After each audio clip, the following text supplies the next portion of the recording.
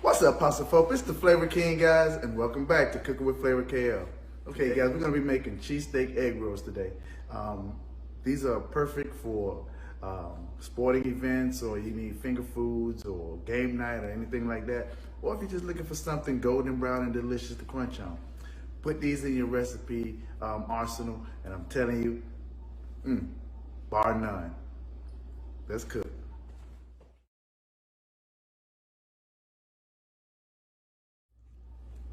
Okay, guys, what you want to do, you have a whole bell pepper. I have a green and a red, and a medium-sized onion. Now you can just go with the green bell pepper and the onion, but I like a little red pepper in mine also. So what you want to do is go ahead and slice these up. They don't have to be. I slice them and then I cube them, just so you can get some of those veggies in every bite. It'll be a rough chop. They don't have to all be the same size, but generally you want to make them that so they can cook evenly. Okay? So that's what you really want to get right now. You don't want that white. You don't want to put that white part of the bell pepper in there. That's kind of sour, so I usually cut that out and just use the straight bell pepper. I don't use that bitter piece right there.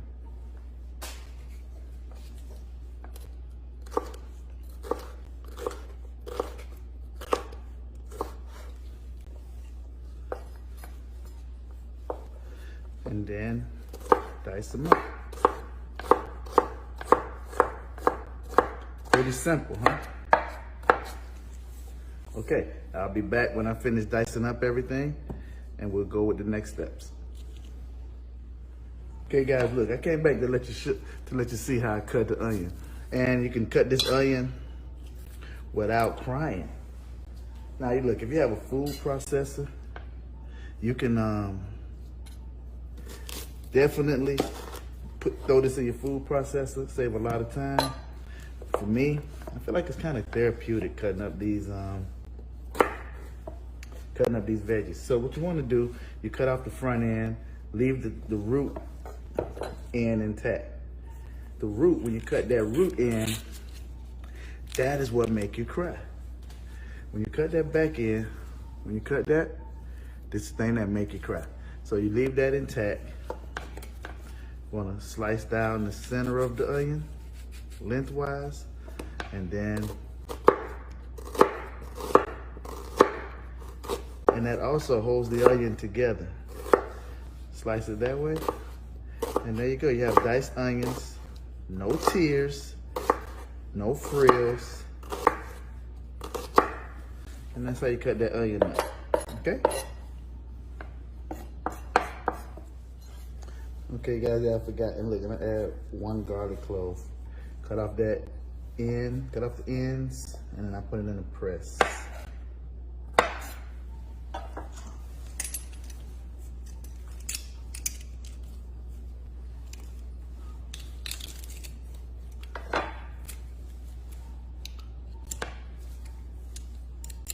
Okay. You got minced garlic, and these are ingredients to start off the most delicious, mouth-watering steak egg rolls you ever had. I promise. Okay, guys, now we're over to the stove. We're gonna make our cheesesteak. What you wanna do, put your fire on a medium heat. We're gonna let that pot heat up. We'll add a couple of globs of olive oil, and we'll start sauteing our vegetables. Okay, seems like our pan is hot enough now. A couple of globs, like I said, of the olive oil. Use plain olive oil, don't use the extra virgin. Don't leave as much of an aftertaste. We got an onion, a red bell pepper,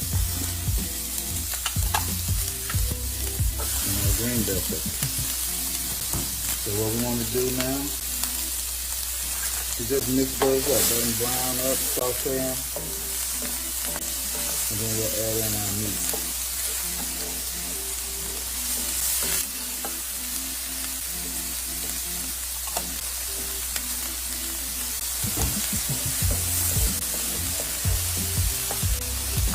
Like I said, we're on a medium heat. We didn't add the garlic yet because we don't want that to burn. We don't want burnt garlic. You know, we want to get that little fragrance from the garlic. So we'll add that in towards the end. All right, we do that about 2 minutes, and then we'll add our meat. So again, this is our shaved ribeye. I made enough for, I made 3 pounds of this because I got a party I'm doing and I needed egg rolls. So,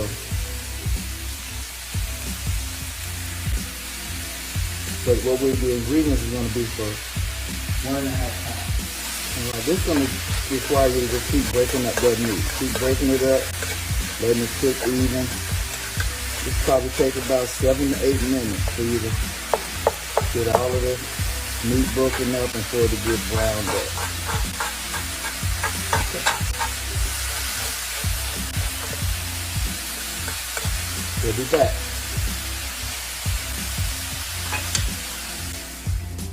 Okay guys, so now that meat is almost done. Now we can go ahead and add in our 1 garlic clove. Let that render itself into this mixture.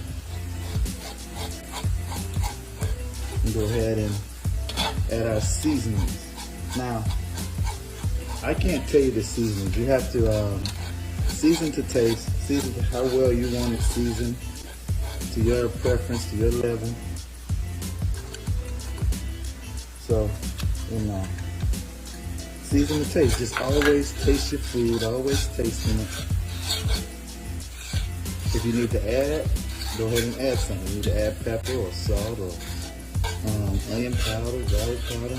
Go ahead and add it. Then we're going to add a couple of globs of our W sauce. They don't sponsor me, but they should.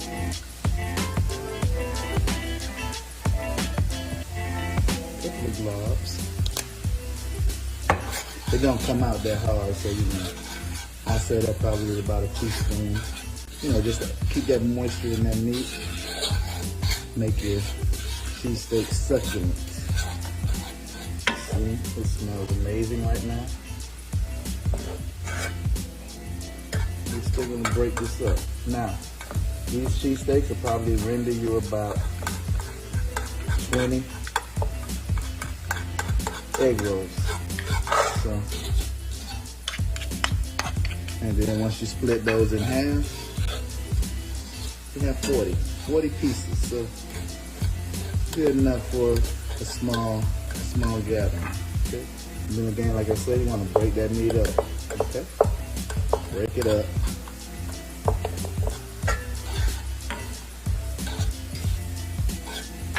Remember, taste.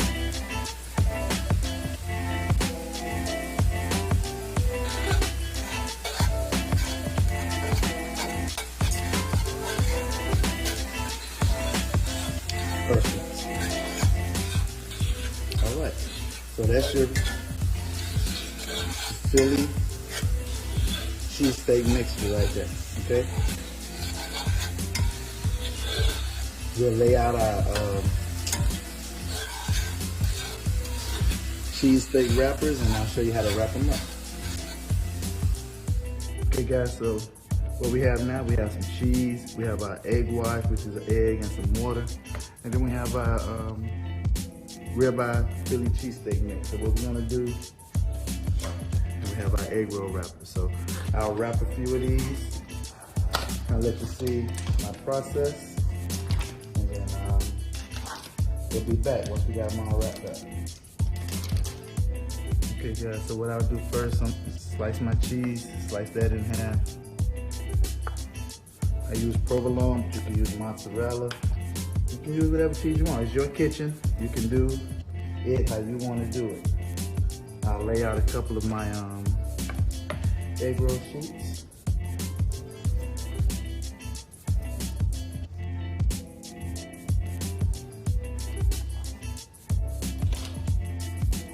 We'll lay out a couple of those, right? Then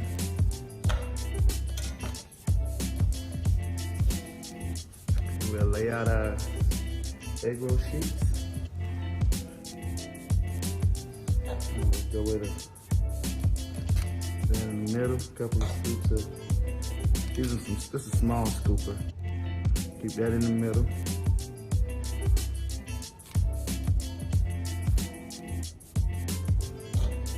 Small scooper. You want to balance your meat out in there so that once you roll it up, it don't get lopsided in the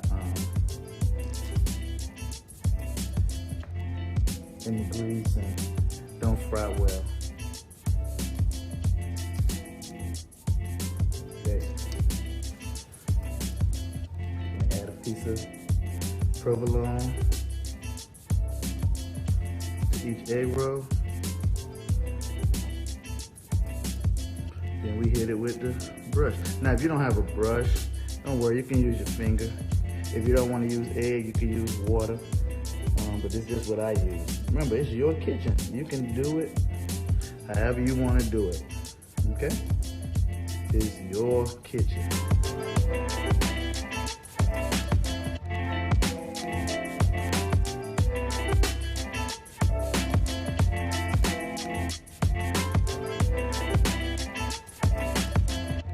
All right.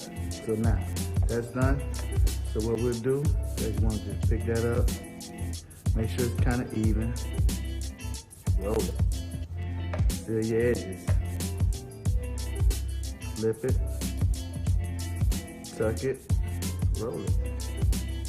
Put a little pressure at the end. And get that good stick. And that's your egg roll right there.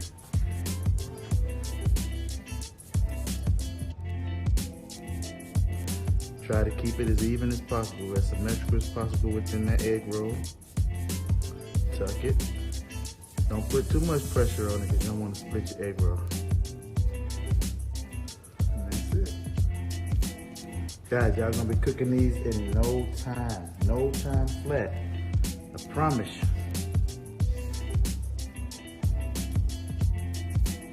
They're gonna be asking you to make these at every holiday event, every office party. Make some of your egg rolls. Okay, that's it. Guys, I'm gonna do the rest and then I'll be back.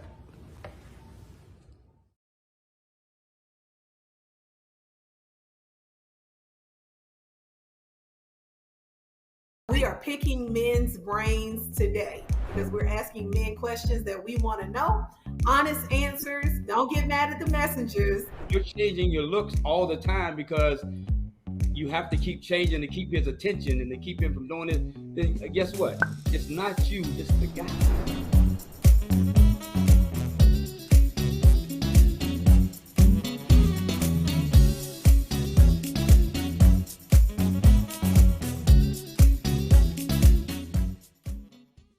Type 2 diabetes can have a big impact on your life, but how can it be prevented? Well, the first step is knowing if you have prediabetes, a serious medical condition that puts you at high risk for type 2 diabetes. 1 in 3 American adults has prediabetes, but more than 80% don't know they have it. The good news is, prediabetes can be reversed, and for many people, healthy changes in their daily routine can make a big difference. Take the 1-minute risk test today at doihavepprediabetes.org. What's up, everybody? This is Jason Claiborne, and you're tuned in to Tea and Worship with my sister Mignon and my brother Chris and Corey on Hope TV. Father God, who is Chris? Did I make up a name? You said 3 hoes. You said 3 people. Chris, what is it, Chris? Chris!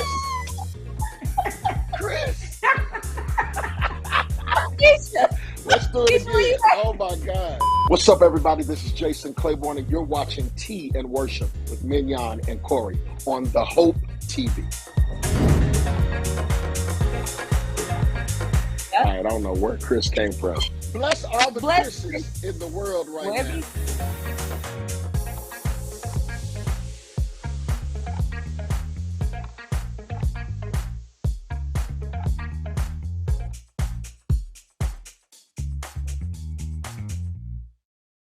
Hey guys, we're back. Thanks for joining me, guys. Today we're going to be making a Jimmy Dean sausage dip. And look, we're going to have some breakfast sausage, some Velveeta cheese, cream cheese, some jalapenos. We're going to be ready. Let's cook. And guys, look, this is a one-pan meal. Look, all you got to do is combine your cheese, your cream cheese, your Velveeta cheese, cook your sausage, add in your rotel, and let that thing cook for about 15, 20 minutes, and your dip is done. All right, we're gonna move over to the stove. I got the pan on a medium-high heat, which is about a 6 for me, and we're gonna brown up our sausage. Hey guys, look, so this is a real easy recipe, guys. You only have 4 ingredients. You have your Jimmy Dean sausage. You have your Velveeta cheese, you got your cream cheese, and you have your rotel. So all you want to do, like I said first, cook down your sausage. Cook this down, brown it up. This is like 1 pound, so I got 2 pounds of sausage. So this should feed about 40, 50 people. All right?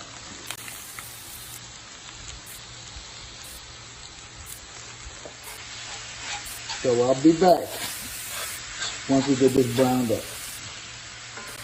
All right, so this meat is almost done. You don't want to see any pink in the meat. But at this time, I'm going to go add my jalapenos to the mix. I took the seeds out.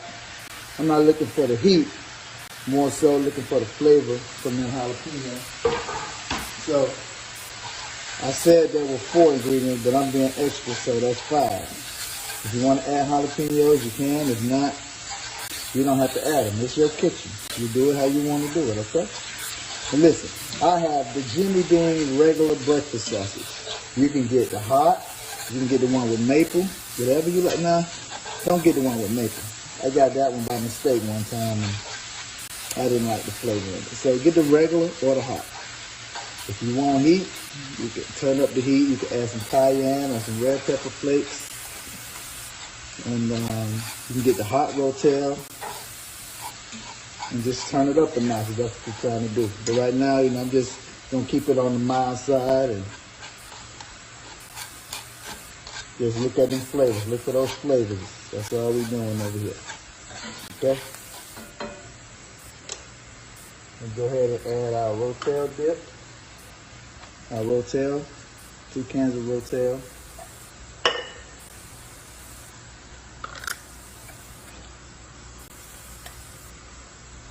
I have 10-ounce cans, so I use 2 10-ounce cans of the rotel. Mix.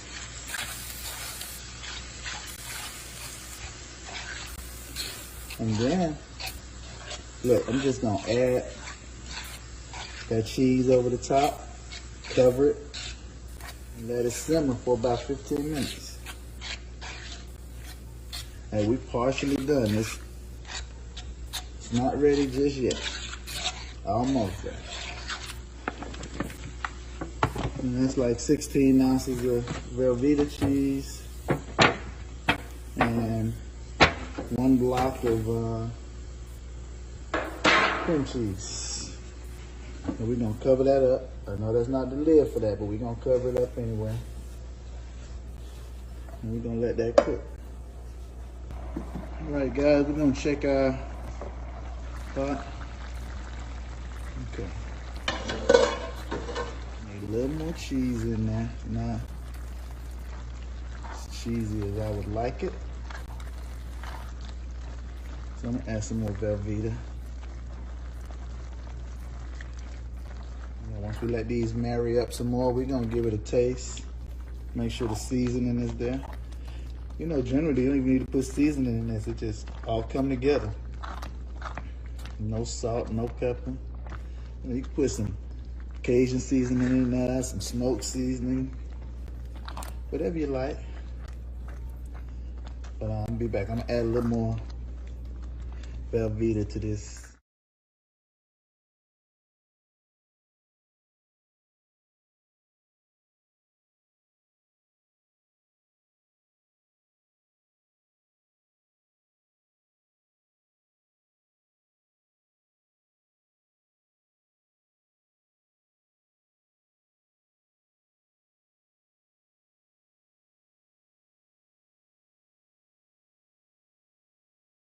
You all know him, my boy, Will Smith.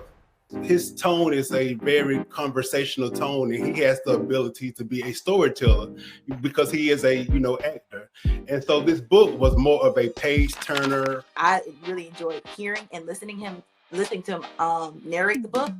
Also, I think it was a really great book because he was just so open and honest. And I mean, I don't think he really left anything out. I mean, he talked about everything in the book. And I just want to throw this out there, that this is basically one of my favorite memoirs. And you know how I feel about the other book that I have read.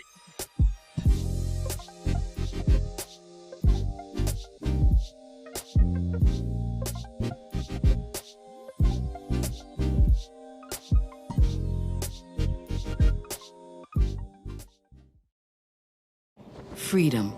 It's at the core of who we are.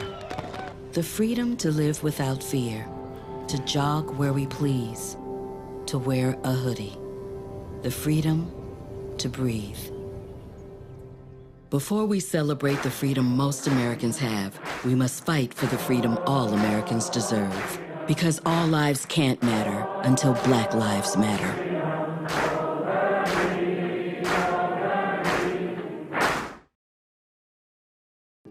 When will someone know that they need a coach? If you're looking at your life and you're taking an evaluation of yourself and you're not happy with where you are and you can't seem to come up with what you need to do to become happy, then, a life coach may be that individual that you need. Now, if you're just having a rut, just, a week at a time and you can kind of talk yourself out of it or you get over that, you may not necessarily need a life coach. But when you are really stuck and you've tried this and you tried that and it's not working for you and you just feel like you need more, then I definitely believe that a life coach would be.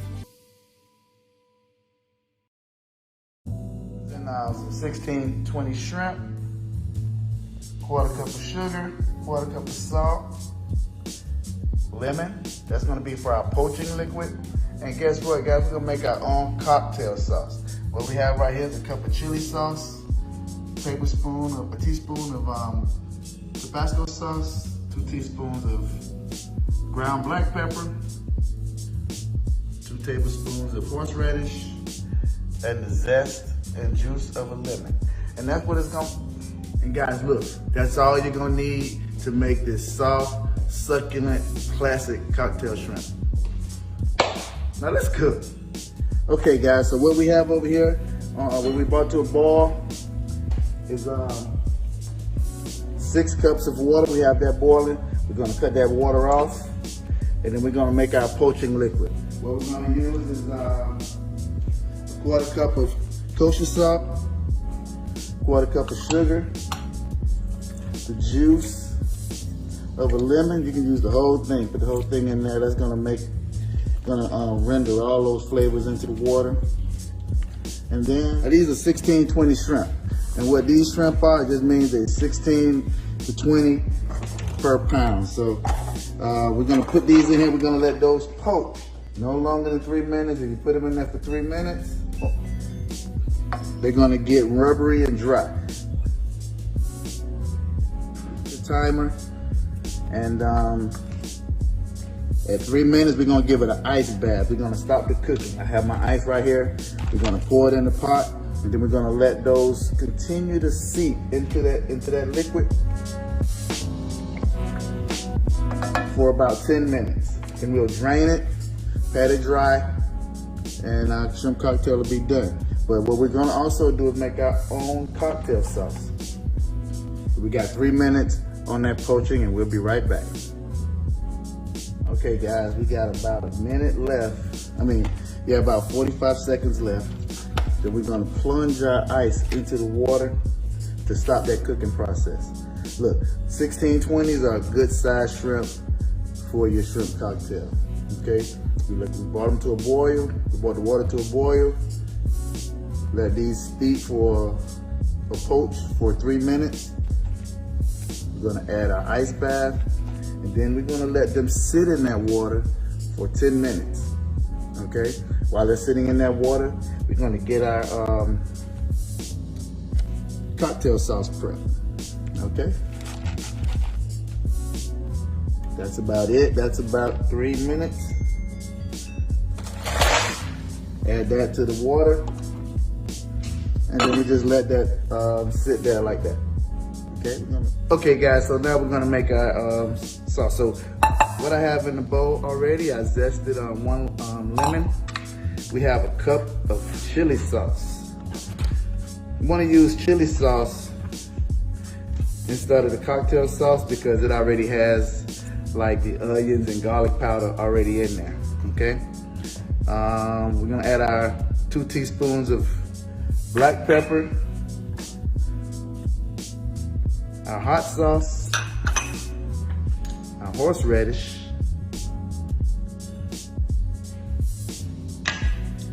and the juice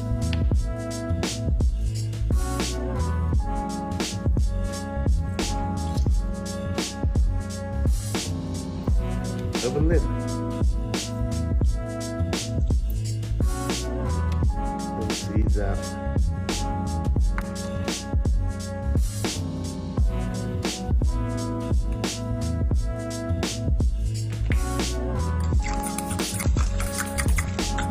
Then we just whisk that up.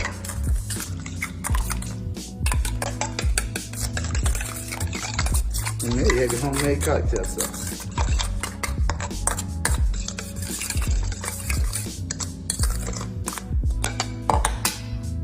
We'll be back. All right, guys, so it's been 10 minutes. Our poaching is over. We're gonna dump that out into the strainer. Then we'll add our shrimp to our prepared pan and pat dry. And then just pat them dry.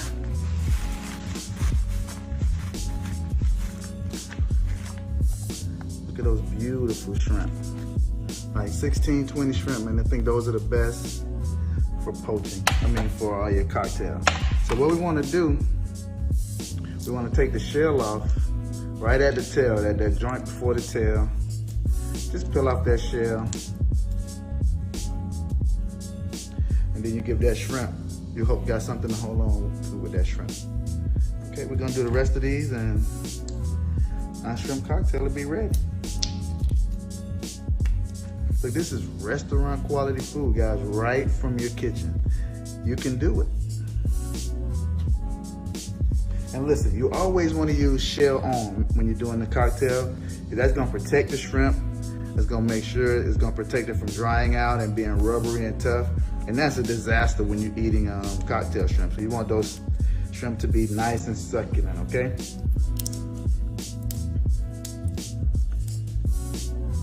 All right. Okay, guys, look, shrimp is done. We got our lemon wedge, we got our cocktail sauce, our shrimp, and our lemon. So you want to get that in your cocktail sauce. Hit it with a little lemon juice. Some nice succulent shrimp, real juicy. Got that hint of lemon. That cocktail sauce is amazing. Oh my God, I can't see nothing else. All right, guys, thanks for tuning in. See you next week on another edition of Cooking with Flavor KL. Remember, do whatever you do, but whatever you do it with flavor. Peace.